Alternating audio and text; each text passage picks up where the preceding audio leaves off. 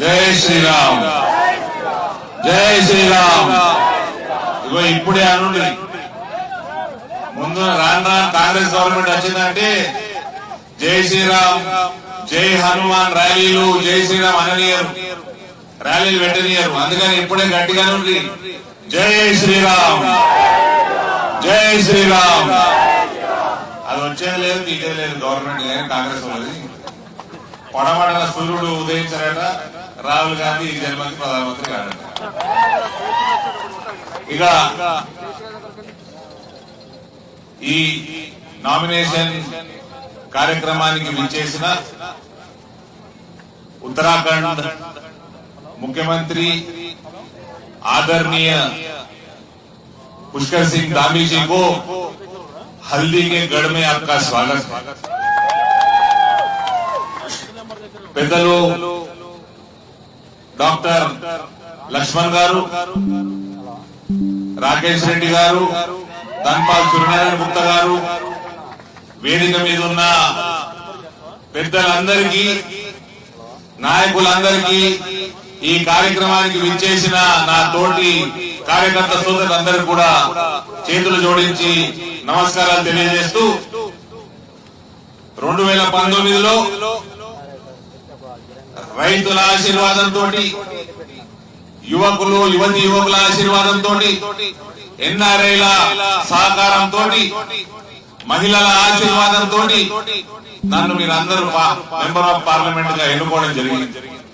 ఇచ్చిన వాగ్దానాలన్నీ పసుపు బోర్డు అయితేనేమి, మనకి ఎప్పటి నుంచో దశాబ్దాల నుంచి వేచి చూస్తున్న పసుపు బోర్డు మరియు Madhav Nagar railway over bridge, అటువంటి ఆ రైల్వే ఓవర్ బ్రిడ్జ్ లాంటి ఇంకా 6 రైల్వే ఓవర్ బ్రిడ్జ్లు, 2 కేంద్రీయ విద్యాలయాలు, ఇవన్నీ కూడా ప్రత్యేకంగా పసుపు బోర్డుని మన ప్రధానమంత్రి గారిని, హోంమంత్రి అమిత్ షా గారిని ఒప్పించి ఇచ్చిన హామీలన్నీ సహకారం మీ అందరి ఆశీర్వాదంతో చేసుకోవడం జరిగింది.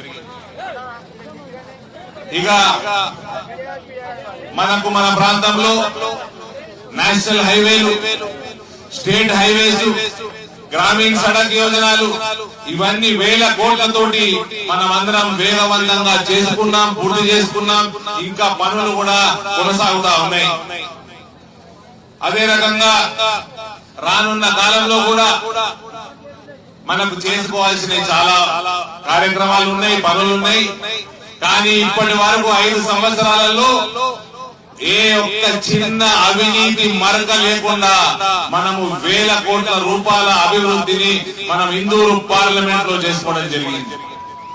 రానున్న కాలంలో జగిత్యాల మంచిర్యాల లైన్ గాని, రైల్వే లైన్ గాని, ముత్కేడు డోను ఏదైతే మహారాష్ట్ర నుంచి ముత్కేడు నుంచి కర్నూలు డోన్ దాకా రైల్వే లైన్ నిజామాబాద్ మీద పోతుందో, డబ్లింగ్ పనులు, Bodhan Bidar railway line, Armoor Adilabad railway line, ఇవన్నీ చేసుకుంటూ మన గూడ్స్ షెడ్ కూడా నిజామాబాద్ రైల్వే స్టేషన్ నుంచి మనం మార్చుకోవడం జరిగింది. కొత్త రైళ్లు, అదనంగా రైళ్లు ఇప్పుడు నిజామాబాద్ వచ్చే అవకాశాలు పెరిగినాయి.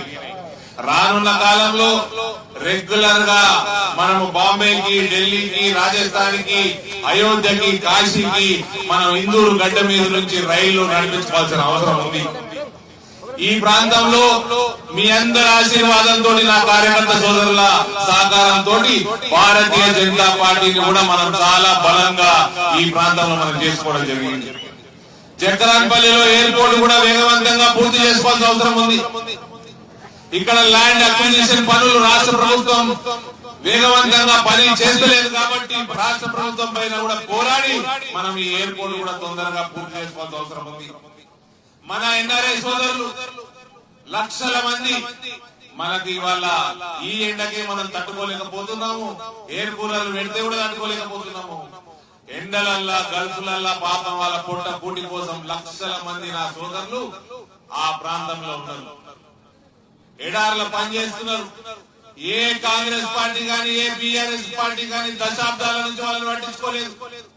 ఇవాళ భారతీయ జనతా పార్టీ విదేశాలలో కూడా మనకు వివిధ పేర్లలో గల్ఫ్ ప్రాంతంలో ఇండియన్ పీపుల్స్ ఫోరం గా కేవలం రాజకీయాలకి దూరంగా సేవా కార్యక్రమాలు చేస్తున్నారు. భారతీయ జనతా పార్టీ అంటే అంత్యోదయ పాటించే పార్టీ. ప్రతి ఇంటికి ప్రతి పేదవాడికి మన సహాయం సహకారం చేరాల, ప్రభుత్వ స్కీమ్లని చేరాల. ఇవాళ దుబాయ్ లో మొన్న జరిగిన ఫ్లడ్స్ ఏదైతే వచ్చినాయో అందులో భోజన వ్యవస్థ కూడా మన భారతీయ జనతా పార్టీ అనుబంధ సంస్థ ఇండియా పీపుల్స్ ఫోరం ఇంటికి మనకి అక్కడ భోజనం సౌకర్యం చేసింది. ఎక్కడ కూడా సహకారానికి సర్వీస్ కి వెనకంజు వేయదు భారతీయ జనతా పార్టీ. అటువంటి కార్యక్రమాలు చేసుకుంటూ ముందుకు పోతా ఉంటే ఇవాళ దొంగ ప్రేమ గుర్తుకొచ్చింది మన రేవంత్ కి, ఎన్ఆర్ఐల మీద. ఇక పసుపు రైతులకైతే జోక్ చెప్పాలి. 70 సంవత్సరాల నుంచి మనకు పసుపు కూడా ఎందుకు రాలేదు మన రేవంత్ చెప్పి. జీవన్ రెడ్డి గారట వ్యవసాయ మంత్రి అయిపోయారట. ఆయన వ్యవసాయ మంత్రి సంతకం పెడతారట, ఆయన మళ్ళీ పసుపు కూడా చేస్తారట. 70 సంవత్సరాల నుంచి రాంగ్ అడ్రస్ లో పోతున్నాను. ఆయన పసుపు బోర్డు వాణిజ్య శాఖలు ఉండదు, వ్యవసాయ శాఖలు ఉండదు. వ్యవసాయ శాఖలో కాంగ్రెస్ పార్టీ 70 సంవత్సరాలు చెప్తున్నారు. నన్ను ఒకసారి ఎంపీ చేసి నేను వాణిజ్య శాఖ కోసం తీసుకొచ్చి పెట్టి అది వచ్చే వరకు స్పైసెస్ బోర్డు కూడా పెట్టి 2 బోర్డులు తెచ్చినాయి. కార్యాలయం రైతన్నలందరూ కాంగ్రెస్ పార్టీ ఎక్కడ ఉంది కార్యాలయం, ఎక్కడ ఉంది? రైతన్నలందరూ ఎప్పుడు కార్యాలయం ఇందూరుగడ్డ మీద కావాలా? ఇందూరుగడ్డ మీద కావాలా? నేను మాటిస్తున్నా మీకు, ఇందూరుగడ్డ మీదనే పసుపు బోర్డు కార్యాలయం వస్తుంది. పసుపు బోర్డు కార్యాలయం వస్తుంది. మీరు కేవలం నరేంద్ర మోడీ గారికి ఈ ఎలక్షన్ ఉన్నదంటే, ప్రపంచంలోనే అతిపెద్ద ప్రజాస్వామ్యానికి జరుగుతున్న ఎలక్షన్ ఉన్నదంటే నరేంద్ర మోడీ ఎలక్షన్. నరేంద్ర మోడీ పేరు మీద ఎలక్షన్ జరుగుతున్నది. ఆ నరేంద్ర మోడీ వచ్చి మనకి పసుపు బోర్డు ఇక్కడ మన ఇందూరు గడ్డ మీద ఇచ్చిపోయిండు. మీరందరూ ఓటు రూపకంగా మన అభిమానాన్ని చాటండి. ఇందూరు గడ్డ మీద పసుపు బోర్డు యొక్క అతిపెద్ద కార్యాలయాన్ని తీసుకొచ్చే బాధ్యత నాది. ఇక కాంగ్రెస్ పార్టీ అభ్యర్థి పెద్ద మనిషి జీవన్ రెడ్డి గారు ఉన్నారు. ఆయన నేను 5 సంవత్సరాల నుంచి ఎంపీ ఉన్నా, ఆయన 5 సంవత్సరాల నుంచి దాదాపు ఎమ్మెల్సీ ఉన్నారు. ఆయన గ్రాడ్యుయేట్ కాన్స్టిట్యున్సీ ఎమ్మెల్సీ. ఎన్నడు నిజామాబాద్ రాలే, ఎన్నడు ఆదిలాబాద్ రాలే, ఎన్నడు మెదక్ 4 ఉమ్మడి జిల్లాలకు ఎమ్మెల్సీ సార్ మాకు. ఆయన గ్రాడ్యుయేట్స్ ఎన్నుకుంటే ఎమ్మెల్సీ అయితే ఆయన 2018లో దాదాపు పెద్ద 60,000 మెజార్టీతో ఓడిపోతే బీఆర్ఎస్ వాళ్ళు క్యాండిడేట్ కూడా పెట్టలేదు. ఏం సత్యనా క్యాండిడేట్ పెట్టలేదు అప్పుడు? ఎందుకు పెట్టలేదు? మరి అప్పుడు పెట్టకుంటే ఎమ్మెల్సీ 4 జిల్లాల గ్రాడ్యుయేట్స్ డిగ్రీ చదువుకున్న వాళ్ళు ఎన్నుకుంటే వాళ్ళ కోసం గత 10 సంవత్సరాలలో జరుగుతున్న అన్యాయం, ఒక నోటిఫికేషన్ లేదు, ఒక ఉద్యోగం లేదు. తెలంగాణ పిఎస్సి పేపర్లు గ్రూప్ 1 గ్రూప్ 2 పేపర్లు లీక్ అవుతుంటే ఎన్నడన్నా ఆయన కొట్లాడిండా? ఎన్నడన్నా ప్రశ్నించిండా? ఎంప్లాయ్మెంట్ కోసం ఎన్నడన్నా ప్రభుత్వాలను ప్రశ్నించిండా? అక్రమాలు జరుగుతుంటే ఎడ్యుకేషన్ సిస్టమ్ లో ప్రశ్నించిండా? ప్రశ్నించలేదు, మనకు కనబడం కూడా లేదు. ఇవాళ ఆయన కూడా చక్కెర ఫ్యాక్టరీ తెరిపిస్తా అంటున్నాడు. ఆయన ఎప్పుడో మంత్రి ఉన్నప్పుడు ఆయన మెంబర్ ఉండి చెరుకు ఫ్యాక్టరీలు తెరిపించలేదు. అప్పుడు కమిటీలో ఉన్నాడు, మళ్ళీ ఇప్పుడు కమిటీలో ఉన్నాడు. కమిటీ ఏమో 2025 డిసెంబర్ తెరిపిస్తామంటే మొన్న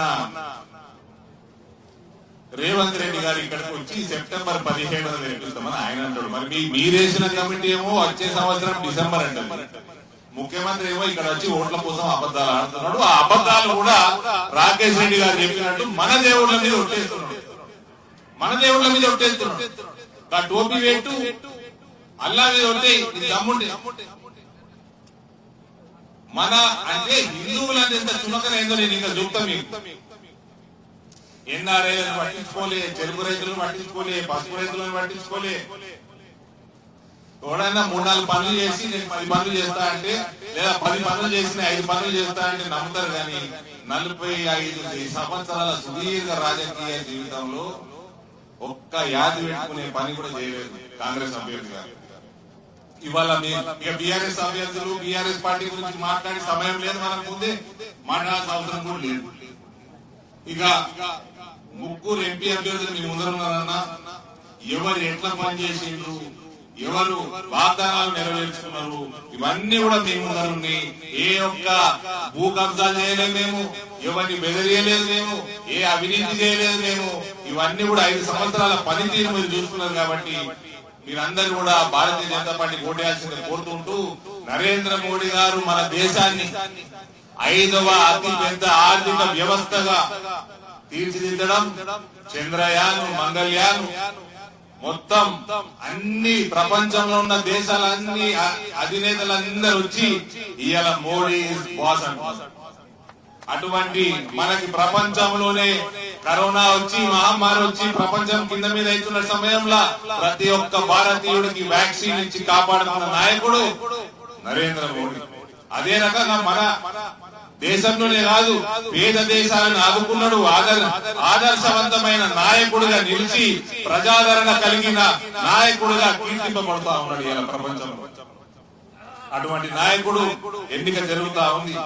ఇవాళ ఇవన్నీ పక్కన పెట్టి హిందూ ముస్లిం బాగా మాట్లాడుతున్నారు. కాంగ్రెస్ వాడు మొత్తం అందరి ఆస్తులు అమ్మేసి ముస్లింలకు ఇస్తారట. ఇప్పుడు నేను చెప్తా సెక్యులర్ ఎవరో తెలుస్తుంది, నేను హిందీలో చెప్తా షార్పిస్ ఉంటే. सर ये कांग्रेस का मैनिफेस्टो देखकर आज हर एक हिंदुस्तानी इनसिक्योर फील हो रहा है. जैसे इमरजेंसी में फील हो रहा था इनसिक्योर, आज ऐसी फील हो रहा है, हर हिंदू फील हो रहा है. मोदी जी का नेतृत्व में सर मैं टीवी पे देखा, अबुधाबी में मंदिर बना, दुबई में मंदिर बना, सऊदी में मैं एक इस्लामिक कंट्री मैं बड़ा मंदिर बनाऊंगा, मैं बड़ा मंदिर बनाऊंगा, कंपटीशन में मंदिर बना रहे. उसके अलावा रमजान का महीना अभी बीत गया, मैं देखा मुसलमान शेख दुबई या अबुधाबी में रोजा खोलने के लिए मंदिर जाके प्रसाद खाकर रोजा खोले. अरे इसको बोलते सेक्युलरिज्म. एक राहुल गांधी आया, बोलता है पूरा सबका प्लॉट ले लेगा, घर ले लेगा, खेती ले लेगा, महिलाओं का मंगलसूत्र भी ले लेगा और मुसलमानों को दे देगा. ये काय का सेक्युलरिज्म है भाई? ఇక ఎమర్జెన్సీ సమయంలో ఏ రకంగా మనం అందరం అభద్రతగా ఫీల్ అయినామో అటువంటి అభద్రతా భావం ఇలా హిందువులల్లా కల్పించడానికి కాంగ్రెస్ పార్టీ ప్రయత్నం చేస్తున్నది. వక్ఫ్ బోర్డు లాంటి దుర్మార్గమైన చట్టాలని, అటువంటి చట్టాలని ఇలా ఇంకింత పెంచి హిందువుల ఆస్తుల మీద రాహుల్ గాంధీ అంటాడు దేశంలో ఎక్స్రే చేస్తా అంటాడు. ఎక్స్రే చేస్తే ఒకరు తిరిగిపోతాయి కదా, అప్పుడు ఎక్స్రే చేస్తారు కదా. అట్లా ఎక్స్రే అంటే మన ఇళ్లకి దొరి మన మీద మనకున్న ఆస్తులు, ప్లాట్లు, పొలాలు, మహిళల మీద ఉన్న బంగారం కూడా లెక్కలు కడతారట. లెక్కలు కట్టి అవన్నీ కూడా ముస్లింలకు పంచుతారట. ఇదంతా మనం ఒప్పుకుందామా అన్న? ఇవన్నీ ఒప్పుకుందామా? ఇక ఎవరన్నా ఆస్తులు సంపాదించి చనిపోతే సాధారణంగా వాళ్ళ పిల్లలకు పోతుంది. అది కూడా ఏడట అందులోకెళ్ళి 51% మన ఎవరన్నా చచ్చిపోతే వాళ్ళ ఆస్తులు గుంజుకొని ముస్లింలకు ఇస్తారట. ఇదంతా నేను చెప్పేది కాదన్నా. ఇక్కడ కాంగ్రెస్ పార్టీ మేనిఫెస్టోలో ఉన్న 2 పాయింట్లు చదువుతా చూడండి. ముస్లింలను ఆర్థికంగా బలోపేతం చేయడం వల్ల మాత్రమే ఇండియా యొక్క పూర్తి సమర్థతను వెలికి తీయడం సంభవం. ఎలాంటి వివక్ష లేకుండా ముస్లిం మైనారిటీలకు బ్యాంకులు సంస్థాగత రుణాలు ఇవ్వాల్సిందే. దానికి మేము హామీ ఇస్తున్నాడు. వాళ్ళు ముస్లింలు లోన్ తీసుకుంటేనట హామీ ప్రభుత్వం ఇస్తాడట, కాంగ్రెస్ వాళ్ళు ప్రభుత్వం ఇస్తాడట. రేపు ప్రభుత్వంలోకి వస్తే ఇక దీనికంటే అన్యాయం ఏమైనా ఉందా? బ్యాంకులు ఇవ్వాల్సిందేనట రుణాలు. ఇక విద్య, ఉద్యోగం, వ్యాపారం, సేవలు, క్రీడలు, కళలు మరియు ఇతర రంగాలలో పెరుగుతున్న అవకాశాలలో పూర్తి ప్రయోజనాన్ని పొందడానికి ముస్లిం మైనారిటీలకు చెందిన విద్యార్థులు, యువతను మేము ప్రోత్సహిస్తాం మరియు సహాయం చేస్తాం. మరి మనకెందుకు చేయరన్న సహాయం? మనకెందుకు చేయరు? ఇదేం కొత్త కాదు. వాళ్ళ ప్రధానమంత్రి డాక్టర్ మన్మోహన్ సింగ్ 9 డిసెంబర్ 2006 నాడు ఆయన మాట్లాడిన మాటలు మైనారిటీలు మరీ ముఖ్యంగా ముస్లింలు ఖచ్చితంగా సాధికారతను పొందడానికి ఎట్టి పరిస్థితులలోనూ మనం వినూత్న ప్రయాణాలు సిద్ధం చేయాలి.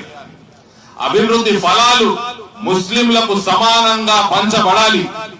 మన వనరులు అన్నింటిపైన అందరికన్నా ముందు ముస్లింలకి మొదటి హక్కు దక్కాలి. వినూత్న ప్రణాళికలు సిద్ధం చేస్తారట. మన ఎన్ఆర్ఐల కోసం ఎన్నడూ ప్రణాళిక సిద్ధం చేయలే. మరి కాంగ్రెస్ వాడు ఇన్నేళ్లు పాలించిండు, వాళ్ళే కరెక్ట్ పాలించుంటే ఇలా లక్షలాది మంది ఎన్ఆర్ఐ సోదరులు గల్ఫ్లలో ఉండరు కదన్నా. ఇప్పుడు అందుకనే చెప్తా ఉన్నా, ఇది ఈ సమయం శ్రీరాముల వారు అయోధ్యకు వచ్చిన సమయం. యహీ సమయ హే, సహీ సమయ హే.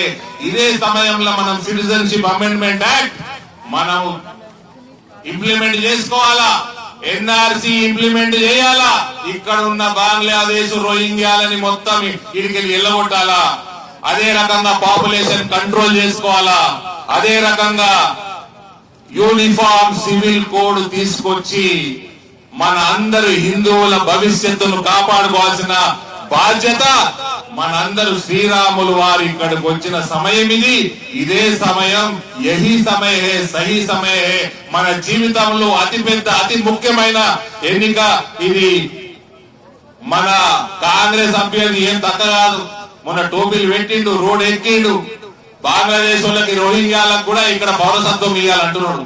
కాబట్టి ఇటువంటి వాళ్ళందరినీ కూడా మనం ఇవాళ తరిమి కొట్టాల్సిన అవసరం ప్రతి ఒక్క భారతీయుడికి ఉంది, మన అందరికి ఉంది అని తెలియజేస్తూ, రానున్న కాలంలో నరేంద్ర మోడీ గారికి పెద్ద ఎత్తున మనం బయటికి వచ్చి ఓటు వేయాల్సిన బాధ్యత మనది. కమలం భూమి మీద పెద్ద ఎత్తున ఓటేసి గెలిపించాల్సిందిగా మీ అందరినీ కోరుకుంటూ సెలవు తీసుకుంటా ఉన్నాను. భారత్ మాతాకి.